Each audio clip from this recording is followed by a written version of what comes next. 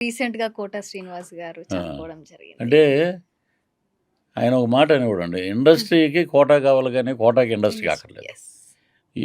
No replace for కోట శ్రీనివాసరావు. మేమందరం అనుకుంటాం. హ్మ్.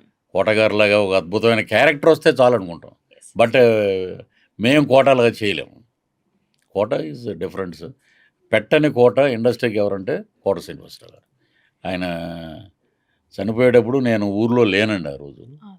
సో ఆయన ఎక్కడున్నా మహానుభావుడు ఆత్మ శాంతి కలగాలి. ఆయన ఆశీస్సులు మా సినిమా రంగానికి ఉండాలని మనస్ఫూర్తిగా కోరుకుంటాం.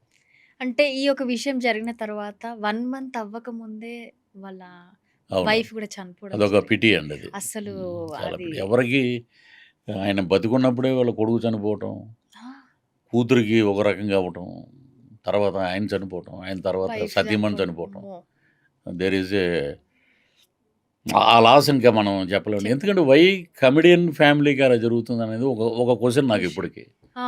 ఇప్పుడు కోట గారు గానీ, బాబు మోహన్ గారు గానీ, ఎంత మనల్ని నవ్వించిన వాళ్ళు అంటే అదంతా దైవ సంకల్పం. మనం ఏం చేయలేము.